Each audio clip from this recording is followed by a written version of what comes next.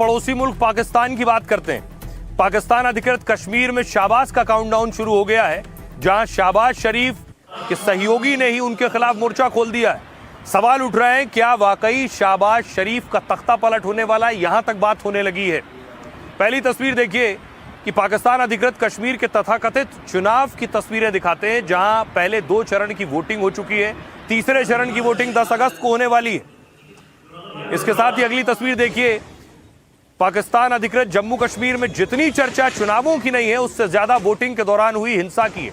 2 चरणों के मतदान के दौरान वहां जगह जगह आगजनी हुई और हिंसा हुई। इतना ही नहीं, एक तरफ पाकिस्तान अधिकृत कश्मीर में हिंसा हुई, दूसरी तरफ पाकिस्तान में सियासी उबाल देखने को मिल रहा है। शहबाज की सहयोगी पार्टी पाकिस्तान अधिकृत जम्मू कश्मीर में उनके गले की हड्डी बन गई है। अब देखिए क्यों शहबाज का काउंटडाउन शुरू हुआ, यह आपको समझाता हूं। पाकिस्तान अधिकृत जम्मू कश्मीर चुनाव को लेकर शहबाज सरकार को अल्टीमेटम मिल गया है। यह धमकी किसी और ने नहीं, शहबाज की सहयोगी पार्टी पीपीपी ने दी। जो पीपीपी पाकिस्तान में शहबाज सरकार के साथ गठबंधन में है, उसी के नेता बिलावल भुट्टो ने शहबाज को सीधे तौर पर चेतावनी दी। उन्होंने कहा, टिक-टॉक आपका काउंटडाउन शुरू हो गया है। दरअसल पाकिस्तान अधिकृत जम्मू कश्मीर में चुनाव में शहबाज की पार्टी पीएमएलएन ने अच्छा प्रदर्शन किया। अब पीओजेके के तथाकथित चुनावों में शहबाज सरकार आगे चल रही है। 27 जुलाई और 3 अगस्त को हुई वोटिंग में पीएमएलएन को बढ़त मिली है, लेकिन इसी बीच बिलावल ने नवाज की पार्टी पर धांधली का आरोप लगा दिया। वो बोले, अगर चुनाव चुराने की कोशिश हुई तो पाक सरकार का काउंटडाउन शुरू हो जाएगा, क्योंकि इससे पहले पाकिस्तान अधिकृत जम्मू कश्मीर में पाकिस्तान पीपल्स पार्टी ही सत्ता में थी, लेकिन अब तक हुए चुनाव में पीपीपी के हिस्से में महज 9 सीटें आई हैं। सुनिए जरा बिलावल भुट्टो क्या कह रहे हैं। क्या आपको वो आवाज सुनाई दे रही है? जरा गौर से सुने। टिक टॉक आपकी उल्टी गिनती शुरू हो चुकी है। तो भले एक तरफ शहबाज का विरोध हो रहा है, लेकिन दूसरी तरफ वो अपने भाई नवाज शरीफ को पाकिस्तान अधिकृत जम्मू कश्मीर का प्रधानमंत्री बनाने के बारे में सोच रहे हैं। बड़ी बात यह है, आखिर क्यों कहा जा रहा है कि शहबाज अपने भाई नवाज का सपना पूरा कर सकते हैं? शहबाज शरीफ अपने भाई नवाज को पीएम बना सकते हैं। दावा है कि नवाज शरीफ पाकिस्तान अधिकृत जम्मू कश्मीर के प्रधानमंत्री बन सकते हैं। पीओजेके में हिंसा के बीच विधानसभा चुनाव के नतीजे आ गए। यहां शहबाज शरीफ की पार्टी पीएमएलएन ने जीत हासिल की। ऐसे में पीओजेके में शहबाज शरीफ सरकार बनाने की स्थिति में। पीओजेके यानी पाकिस्तान अधिकृत जम्मू कश्मीर में फिलहाल विधानसभा चुनाव के ही 2 चरण पूरे हुए। तीसरे चरण 10 अगस्त को होना है, लेकिन पीएमएलएन के पास बहुमत है। दरअसल नवाज शरीफ ने पहले ही पीएम बनने की इच्छा जताई थी। उन्होंने कहा था वो पीओजेके के प्रधानमंत्री बनना चाहते हैं। फिलहाल वो पार्टी में कमान संभालने के बजाय संरक्षक की भूमिका में है। 2023 में लंदन से लौटने के बाद वो पाक की राजनीति में एक्टिव है और पीएमएलएन की बड़ी बैठक में और रणनीतियां नवाज शरीफ ही तय करते हैं। शहबाज की पार्टी भले ही पाकिस्तान अधिकृत जम्मू कश्मीर में नए प्रधानमंत्री की घोषणा करे, लेकिन भारत पीओजेके के चुनाव को मान्यता नहीं देता, क्योंकि पाकिस्तान ने भारत के हिस्से पर कब्जा जमा रखा है। भारतीय विदेश मंत्रालय को सुनिए क्या कुछ कह रहा है। पाकिस्तान अधिकृत कश्मीर में चुनाव पूरी तरह से एक दिखावा है। वास्तविक स्थिति तो वहां हो रहे जन प्रदर्शन और पाकिस्तानी बलों द्वारा की जा रही निर्मम हत्याओं की है। वहां जन प्रदर्शन जो चल रहा है उसमें 90 लोग उसमें मारे गए हैं। व्यवस्था ने जनता के असंतोष का जवाब गोली से, संचार बंदी से, धमकी से और दमन से दिया है। बांग्लादेश लौटेंगी शेख हसीना। आखिर इसका ऐलान आज शेख हसीना ने खुद कर दिया है। भारत से ऑडियो प्रेस कॉन्फ्रेंस के जरिए शेख हसीना ने बड़ी बात की है। तस्वीरें देखिए, दिल्ली में आज शेख हसीना ने एक प्रेस कॉन्फ्रेंस के जरिए लोगों को संबोधित किया और पत्रकारों को कई नेताओं और अधिकारियों के सामने ऐलान किया कि वो दिसंबर में अपने देश लौटेंगी, चाहे उन्हें जान भी गंवानी पड़े। ये बहुत बड़ा ऐलान है। शेख हसीना जब से भारत में हैं, तब से उन्होंने खुद को कैमरे के सामने आने से परहेज किया है, लेकिन पहली बार शेख हसीना सामने आई और वो कह रही हैं वो दिसंबर में वापस बांग्लादेश जाने वाली हैं। उन्हें अपनी जान की भी परवाह नहीं। 71 I will return to my people. I cannot stay away while my beloved countrymen are suffering. I know I may be detained, I may be sent to prison, In 1971, I was in आपको याद होगा imprisonment. 2 साल पहले कुछ ऐसे अचानक शेख हसीना को बांग्लादेश छोड़ना पड़ा था। ये उस वक्त की तस्वीरें हैं जब शेख हसीना बांग्लादेश छोड़कर भारत आई थी।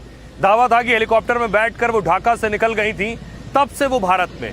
2 साल हो गए इस बात को। शेख हसीना अब तक भारत में पूरी तरह से महफूज और सुरक्षित हैं। इसका वो खुद भी शुक्रिया अदा करती रही।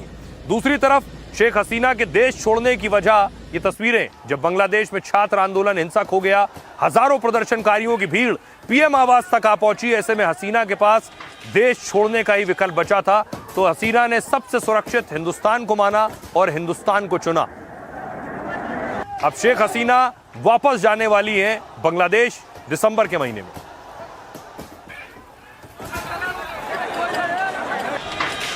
I will return to my people. I know I may be detained, I may be sent to prison. Hindustan में बैठकर शेख हसीना का यह ऐलान बांग्लादेश के कट्टरपंथियों को बहुत चुभने वाला है, क्योंकि जिन शेख हसीना को हिंसक छात्र आंदोलन की वजह से बांग्लादेश छोड़ना पड़ा, वो फिर से अपने मुल्क में धमाकेदार वापसी करने वाली हैं। इसका ऐलान शेख हसीना ने ठीक उसी तारीख पर किया जब उन्हें तख्ता पलटकर बांग्लादेश छोड़ना पड़ा था, मगर अब हसीना ने घर वापसी का ऐलान कर दिया है। ETV, you had given us an interview where you first revealed that you will be going back to your homeland in December this year. But I also want to communicate. Your son just said that, there's no communication happening with the government. But would you want some kind of a back channel with the government before you revisit and return to your homeland? India is our friendly country. Anytime Bangladesh is in a disastrous position, India always stand behind them. And they give shelter every time. 1971, then 75, and still. Now, government to government relationship, that is different. But India always has been a great friend, and I know they will remain that. तो क्या बांग्लादेश में फिर सियासी सरगर्मी बढ़ने वाली है? मोहम्मद यूनुस जा चुके हैं, ढाका में नई सरकार आ चुकी है, लेकिन अब शेख हसीना की वतन वापसी क्या नए समीकरण बनाने वाली है? देखिए, बांग्लादेश की पूर्व पीएम शेख हसीना ने वर्चुअली संबोधित किया, 25 मिनट भाषण दिया, कैमरा बंद रहा उस दौरान। इस दौरान वो भावुक भी हुई, लेकिन उन्होंने बड़ा ऐलान किया। शेख हसीना ने कहा, मैं अपने लोगों के पास वापस लौटूंगी। हसीना ने ऐलान कर कहा, मैं दिसंबर में बांग्लादेश लौटूंगी। इस दौरान उन्होंने खुद को जेल भेजने या मौत की आशंका भी जताई। कहा, वो मुझे जेल में डाल सकते हैं या फिर मार भी सकते हैं, लेकिन फिर मैं बांग्लादेश जाऊंगी फिर भी, क्योंकि उस पटरी पर उसे उस देश को वापस लाना है। शेख हसीना ने कहा कि बांग्लादेश की आवाम पर मुझे पूरा भरोसा है। हसीना ने दावा किया कि उन्होंने इच्छा से बांग्लादेश नहीं छोड़ा था। उन्होंने कहा, प्रदर्शनकारी पीएम आवास की ओर बढ़ते जा रहे थे, मेरे पास वहां से निकलने के लिए सिर्फ 30 से 40 मिनट का वक्त था। हसीना ने कहा, तब उन्हें नहीं पता था कि वो देश छोड़कर जा रही। वो अपने पैतृक गांव जाने वाली थीं, लेकिन देश छोड़ना पड़ा।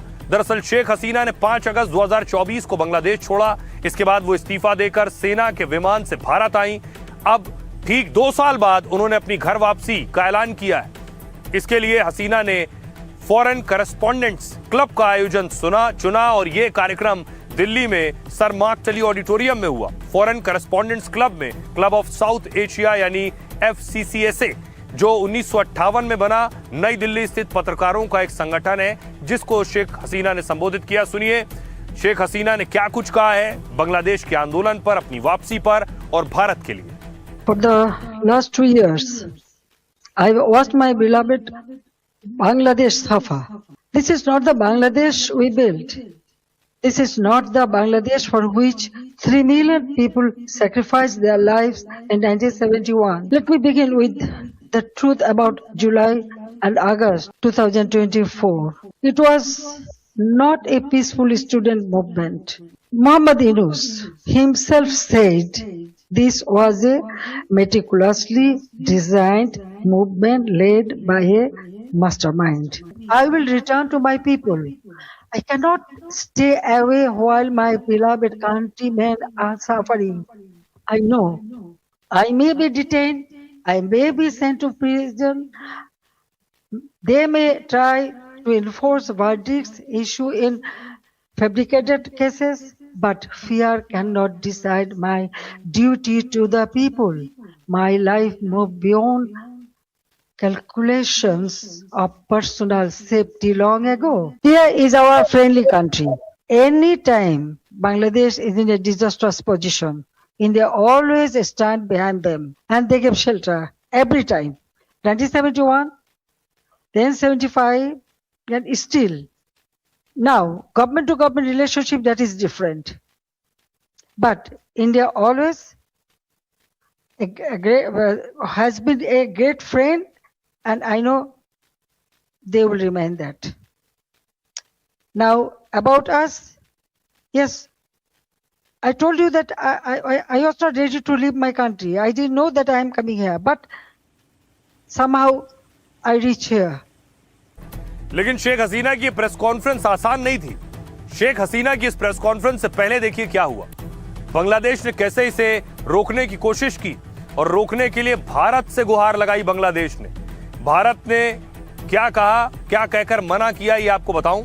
भारत बांग्लादेश शेख हसीना पर रिश्ते खराब नहीं करेंगे, पहली बात, क्योंकि हसीना की प्रेस कॉन्फ्रेंस को लेकर बांग्लादेश ने कहा हम अपने पड़ोसी देश भारत से रिश्ते खराब नहीं करना चाहते। विदेश राज्य मंत्री शमा उबैद ने कहा दोनों देशों में अच्छे संबंध हैं, हम नहीं चाहते कि भारत से संबंध खराब हो या उन पर असर पड़े।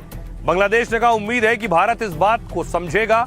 यह बयान तब आया जब भारतीय विदेश मंत्रालय कह चुका है कि शेख हसीना के कार्यक्रम से भारत सरकार का कोई लेना देना नहीं और भारत ने शेख हसीना का भाषण रोकने से भी इनकार किया। हसीना की प्रेस कॉन्फ्रेंस पर विदेश मंत्रालय के प्रवक्ता ने कहा था उस कार्यक्रम को एक निजी मीडिया संस्था आयोजित कर रही है। रणधीर जायसवाल ने कहा कि सरकार की इसमें कोई भूमिका नहीं है, भारत सरकार इस मंच पर व्यक्त विचारों का समर्थन नहीं करती है। दरअसल भारत बांग्लादेश फिर से अपने रिश्तों को मजबूत कर रहे हैं। हाल ही में पीएम मोदी ने बांग्लादेशी प्रधानमंत्री को न्योता भेजा था, उन्हें 12 से 13 दिसंबर को दिल्ली में ब्रिक्स समिट में आमंत्रित किया है। संभव है तारिक रहमान पीएम बनने के बाद पहली बार भारत आए। अगर मोदी रहमान मिलते हैं तो दोनों देशों के संबंध मजबूत होंगे, जो हसीना के तख्ता पलट और उनके भारत आने से तनावपूर्ण हुए थे।